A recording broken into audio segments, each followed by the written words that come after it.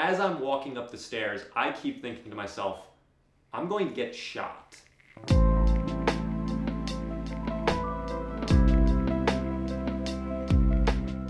Hello everyone, I'm Big Bad Beaver, and in today's Big Bad video, I, along with a couple other of my friends and colleagues, are going to be telling you about some funny and horrible stories from our experiences creating student films in high school.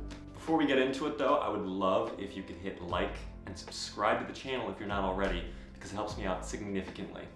So, for those of you unaware, my real name actually is Aiden, and I started doing YouTube back in 2015 as a way to stay fresh with editing, because around that same time, I, along with everybody else you'll see in this video, all got accepted into a very advanced, specialized film program in our high school. It taught us a lot, it taught us all really important techniques, and for me, it was great. I didn't really know anything about filmmaking. In fact, I, at the time, knew so little that when in movies they did a cut to a new angle, I thought that the actors froze in place, the camera person picked up the camera, moved it to a new position, and then the actors continued out the rest of the scene and continued in that fashion. With the skills I gained over those 4 years, I was able to get a couple big jobs. I've done advertising for large organizations. I've done studio work with big clients backstage on live events. And now I own my own graphic design company called BeaverCore.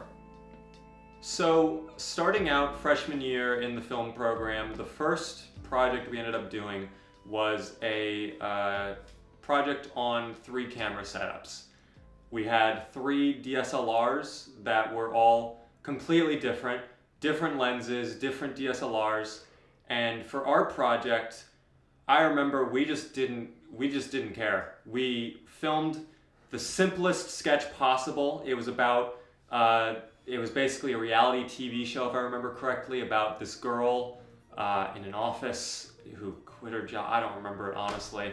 But what I do remember is that the camera work was absolutely atrocious.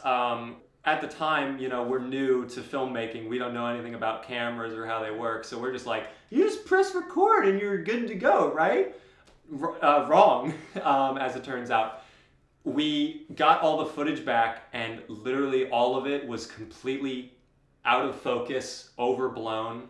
There was probably not a single usable shot, but the filming time had elapsed. We were out of time, so we just had to straight up go ahead and just use that footage. And in the end, we ended up passing it, but only because our editing of the 3 cam setup was usable. But that was kind of a wake-up call, like, wow, this is actually a lot of effort. Like, seriously, I was that dumb.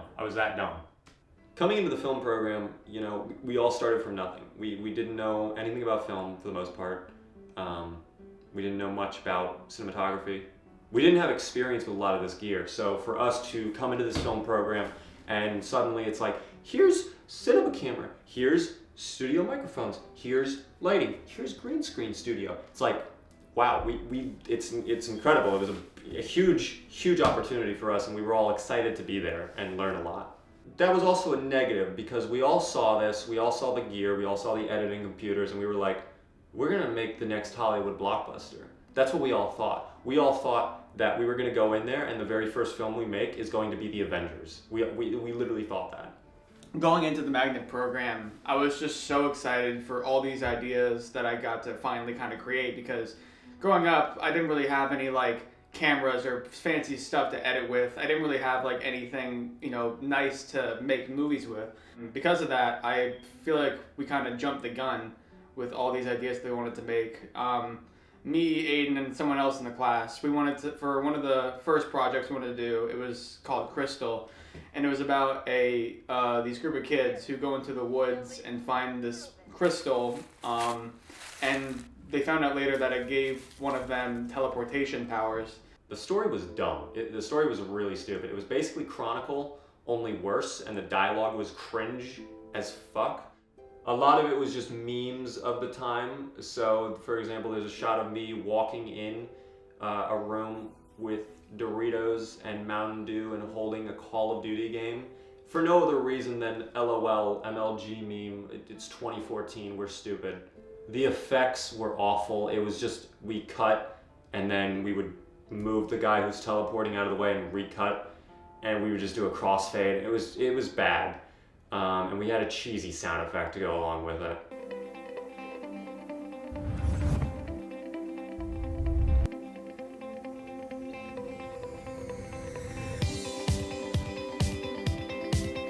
As awful as that movie was, it oddly resonated with pretty much everyone in that class, to the point where almost every movie or project we worked on, we had to make it link to Crystal in some way. We've decided to just like almost make everything else we've made in the future all link to that. Everything that Aiden made, everything that Wayne made, even some things that other people made, just all connect to this really fucking stupid story of these kids who go into the woods and find this crystal. It's gotten to the point now where literally my Twitch career, which, by the way, twitch.tv/technobeaver, please check me out. My Twitch channel has the fucking crystal in it. The beaver, Sergeant Woody, only exists because of the crystal. He touched, much like Dale in Crystal the movie, Sergeant Woody touched the crystal to become a beaver that speaks English and wears an outfit and knows is trying to take over the world. Hey, I'm Wayne Deegan. You might also know me as Fliglava on YouTube, Instagram, Twitter, and even Newgrounds. I also attended the Film Magnet program with Aiden and a few others. And even though it was primarily focused on film, I was more within the realms of animation and comic illustration. At the moment, I currently am in my third year at the School of the Art Institute of Chicago studying the same thing. And as of now, you might also know me as an animator and illustrator for Ed's World, along with Past Bing, Future Bing. So I came into the program with very minimal information when it came to just knowing about animating. I animated predominantly on mobile apps because I was just so misinformed of how things worked until another classmate of ours introduced me to the Adobe Suite. And by that, I mean he pirated them. But so when I first met Aiden, along with a few others in the program who were also into animation at the time, they all had their own, sort of YouTube channels, animated bits, OCs, and stuff like that. And one in particular that some of you may know is Toby. Toby is the titular star of such films like Engine Failure, Last of the Snacks, the Toby Collection. Toby was a little animation I made. He was a small little character. It was supposed to be basically just me, just drawn out. And he was in a couple animated projects I worked on, nothing big. But I don't know. I didn't want to do animation. So in a lot of the animation projects that I did end up doing, I killed off Toby because I don't want to work with the character anymore. I feel like he shouldn't exist. I grew quite the fascination with Toby over the years, doodling him every now and then, making fun of Aiden multiple times.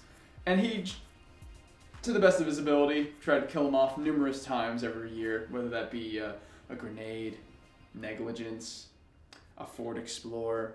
Hey!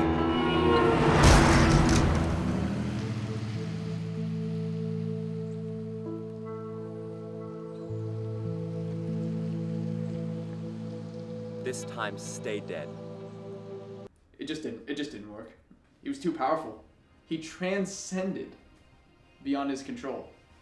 And even though this doesn't technically constitute as something that happened during our years in high school, when I got hired to work for Ed's World recently, I had the ability to design background characters, and I thought, what would be funny?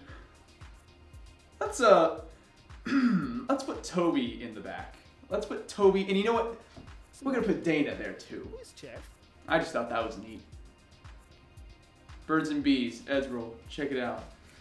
I remember one of the biggest projects that we worked on was a documentary called Voices of Vietnam, which was about a bunch of these Vietnam veterans, and it was just a documentary about them telling their stories of Vietnam, the draft, going to Vietnam, coming back from Vietnam, the aftermath, the PTSD, just everything about it. And that was a really cool project, and I really loved working on it. It was the first time I was given this huge role on this big production that was going to be shown at this big event, at this like Welcome Home Veteran event. It was a collaboration effort. It was the first real big production that any of us had worked on at the time. It was a collaboration between the magnet program and the hospice program. One of the most traumatic experiences I've ever had in that magnet program, or probably the most traumatic, was going to this retirement home to see this veteran that we were going to interview. And I remember when we first got there, like before we even entered the building, I was just kind of like, oh, this looks like a nice place. Looks like, kind of like a hotel type area. And then we got in there, and it was just the most depressing thing I've ever seen in my whole life. It was just, everyone looked dead. Everyone just looked like they had just given up, and it was just, it looks like nobody there was like alive anymore. I mean, that's kind of fucked up, but that's just kind of how it was. We start setting up the camera gear, and the guy comes out, and he's in a wheelchair. The nurse rolls him up to where we're gonna be interviewing him. And one of the students who's handling the interview sits down next to him and introduces herself, and he doesn't say a word. So they bring the veteran out. He looks very just closed in. He looks very tight, and it's so, at first we were just like, I just thought, I don't know how we're gonna get any info from this guy. He was asked, what his name was, he didn't answer. He was asked how old he was, he didn't answer. He asked what branch he was in the military, he didn't answer. Then finally he was asked what was his job in Vietnam, and he immediately said killing people. And I remember just the silence from everybody there, the lack of emotion on his face when he said it. He said that. He only said killing people.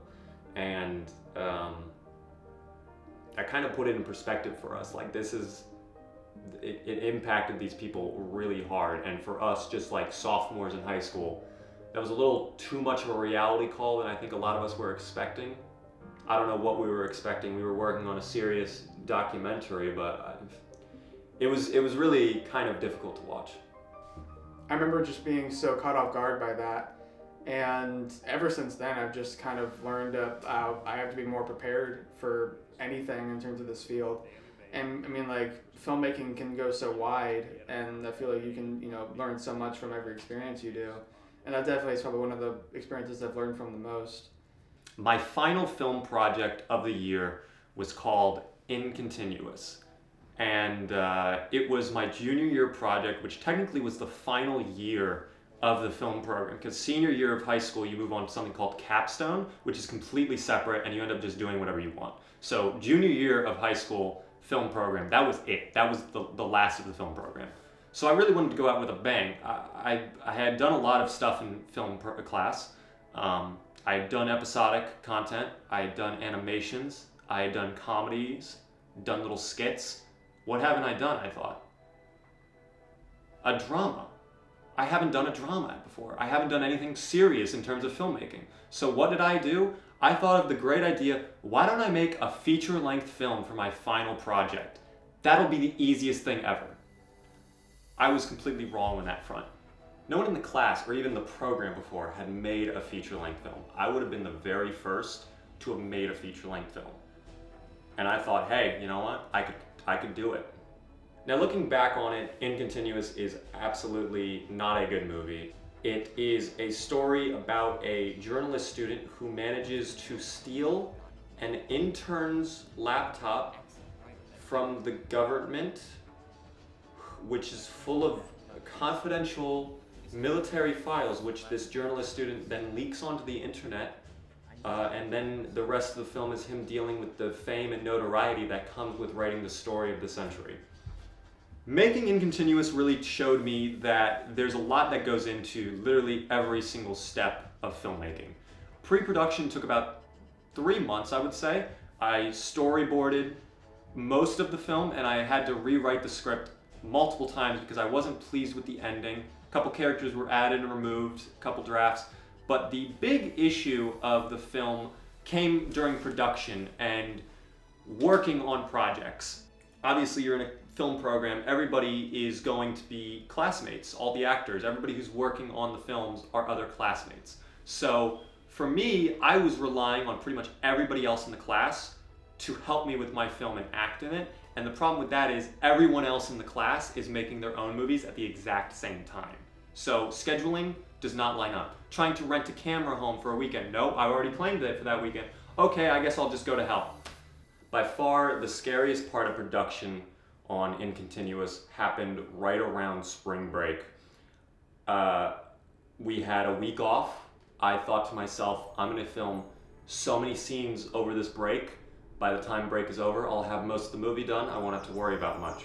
So I put in a bid to rent out our Sony FS700, multiple lenses for it, charging gear, tripod, all of this incredible gear that is very, very expensive. And I have to remember, like, at the time, we didn't know the value of this stuff. We had come from using flip cameras that, you know, were $50 at Walmart to all of a sudden, here's a cinema grade, Hollywood level big boy camera. And, you know, we learned how to use them, but we didn't truly understand the value of them. The Sony FS700 we used in class was easily, at the time, $4,500, $5,000, somewhere in that range. I get home, and the first thing I do is I want to get my camera set up. I want to get familiar with it for the rest of the week so that when it comes time to film the scenes, I'll be ready to go. I put it on the tripod. Everything looks good. I got it mounted up properly. I got a nice lens on there, super nice Cine prime lens. And I remember getting called by my parents to come help them with something downstairs. So I was like, I'll be only gone a minute. I'll just leave it on the tripod. I'll come back, it'll be all good. As I'm helping my parents clean up something downstairs, I hear a big bang. And my heart just sank immediately because I knew exactly what that was. I rush upstairs. This $1,000 camera is just lying on the ground, lens first. The tripod stand is, one of the legs snapped, and I almost broke down in tears because I thought the whole thing was totaled. After further examination, it turns out the camera itself was actually surprisingly perfectly fine. I have no idea how it was fine because this thing was at least 4 to 5 feet in the air at the time when the tripod was fully set up, and honestly, it's a miracle. What wasn't okay was the lens. The lens was totaled. The lens was cracked. The ND filter on it was completely smashed. So in the end, I ended up having to buy the school a new lens, which was not a fun experience. They had insurance on it, so I didn't really have to pay that much, but yeah, it was not fun having to buy a new lens for them. I will say though, my teacher was surprisingly okay with it. I remember emailing him shortly after it had broken, saying like, I'm so sorry, what do I do? And he was like, it's fine, accidents happen, just learn from it. And that I did fucking learn from it. I never leave a camera on a tripod. Never leave a camera on a tripod. Big tip. Take it off the tripod when you're done, okay? Or when you're walking away. Just be safe. Definitely one of the most nostalgic and funniest moments I've ever, had during this magnet program was helping Aiden Mead with his hit film In Continuous. And there's a scene in the movie that we filmed, just me and him, where the main character, Ian Redford, is in the shower. I remember getting to Aiden's house and just like not knowing at all what we were gonna film. I didn't know what scenes we were doing, and he goes, "We're gonna film this scene." And I look at the script, and it's like Ian is in the shower. I'm like, "I'm gonna film you in the shower," and he was like, "Yeah, we're gonna do that. We're gonna film you in the shower. You're gonna film me in the shower." In this scene, Ian is reflecting deep on himself. Remember, this is a very serious film. It's about journalism. It's about mindset. It's about control. So it's a very serious film. He's in the shower reflecting on his thoughts after betraying his friend. How could he do that? I remember filming that scene was an absolute nightmare. I remember he got into his bathing suit, and he was like, "Okay, Jacob, ready to film." And so we get into the bathroom, and I filmed him showering. And I actually really liked the shot. It was a cool idea, and I was fine with doing it. But then towards the towards the end, it's just a scene of him staring into the mirror, talking to his phone or whatever, and it's so hot. I'm wearing a long sleeve shirt with jeans. It's like, I think it's like beginning of spring here. So it was getting really humid. So I decided to go and crack the door open just to get a little bit of air because of how humid this bathroom was. And Aiden's parents were coming upstairs. And they were like, oh, hey, Jacob, how's it going? And before I could even answer, they just hear Aiden behind me go, Jacob, we need more steam! And he slams the door from behind me. So all his parents saw were just me with a big-ass camera in a bathroom, just like sweating my ass off, with Aiden going, we need more steam! And just slamming the bathroom door.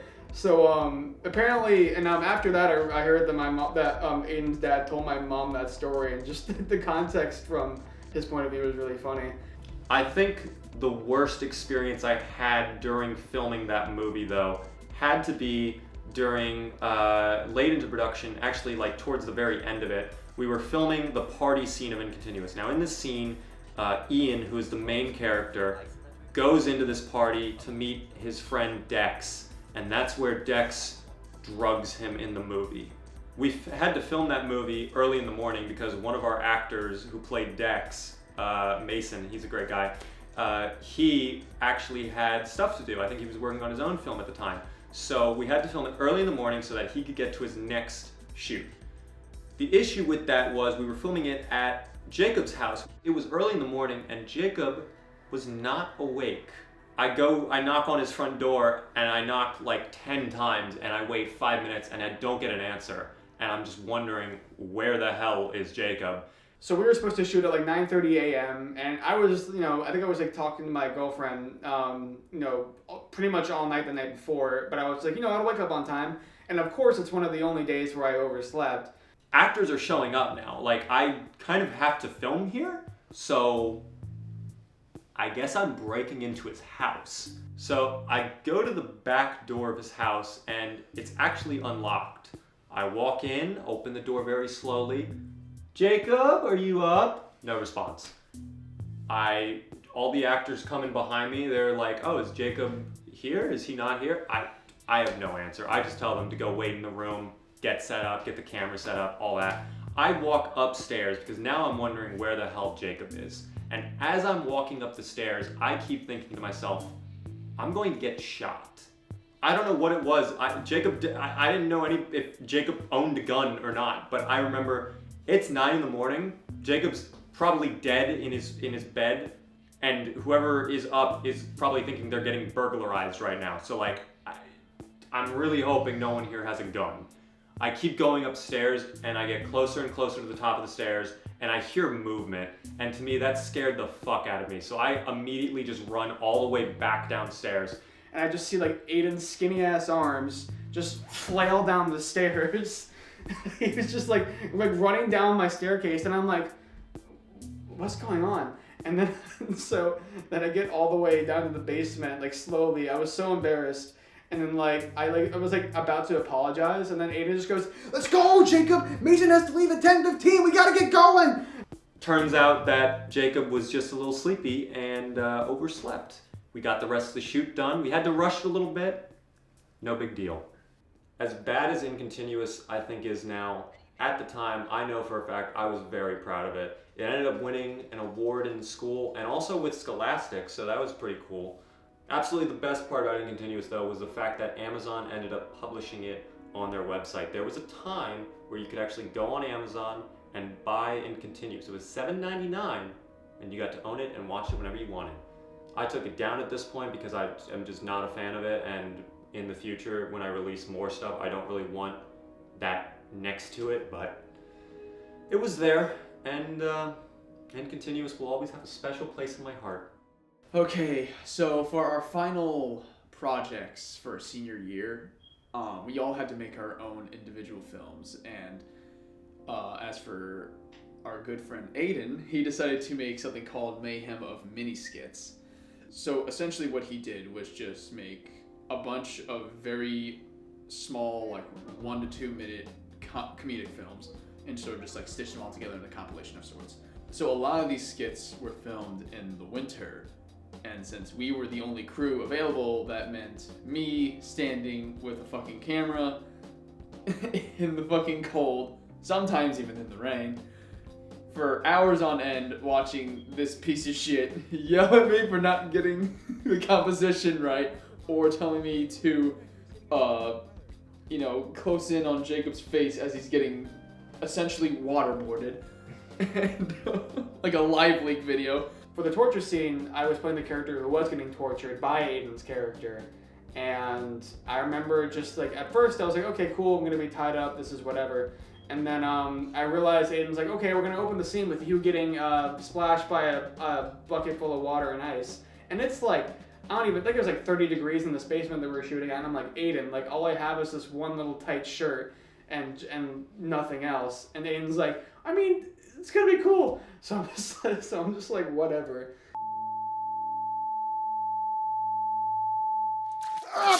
Jesus Christ!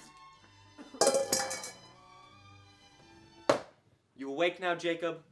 It was a lot of fun, but like, holy shit, it was so cold.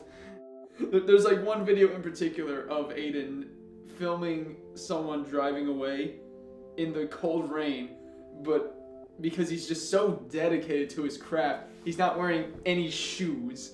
So you just hear his fucking soaked socks just going on the fucking road. This is the most disgusting thing. I wasn't wearing shoes. I was the actor in the thing. I was supposed to be, I had just woken up, so like I didn't think it made sense for me to have shoes. I guess looking back, that was dumb because I probably would have just, if I were the character, I probably would have just put on shoes. But I don't know. Okay, it was fine. I was fine with it. Okay, you gotta do what you gotta do to get the scene done. You're just leaving? Really? Yeah, I'm leaving. But yeah, it was an interesting time. You know what? Speaking of Mayhem of Mini Skits, when we presented our final projects, we put all of our films together in essentially this giant, almost like a reel, but it was for a presentation in front of, all our friends and family to show, like, hey, this is what we did for our final projects. And as luck would have it, I was in charge of exporting everything. And I was supposed to export the day of because we still needed to add credits at the end. We still needed to cut them all together. And I still needed to add sound effects to Aiden's skits because he was too much of a lazy fuck to put basic essential shit into it. But I didn't care. Yeah, you didn't care. Yeah, well, you know what? I cared. The day of that film festival, I decided to get my hair cut because I wanted to look a little spiffy, I wanted to look nice and presentable from when we were displaying our films. And on the drive back, keep in mind, I have all the footage on an external hard drive. I get into a car crash. I total 2 cars. Not my fault, by the way, I just want to note that. As luck would have it, total 2 cars in the middle of a rainy day. Phone is nearly dead. Wi-Fi or internet is just non-existent in this area. Cop was an asshole. And, I'm freaking the ever-loving fuck out. I'm trying to call everybody, letting them know what happened. But somehow, some way, I was able to bum rush my car to the studio, export everything. I was still, honestly, vibrating in place from the shock, but you know what? It all turned out all right. We went to Red Robin after. We went to Red Robin. It was a good time. It was great. I'll keep that in the Red Robin. We went to Red Robin. We went to Red Robin. We went to Red Robin. Yeah.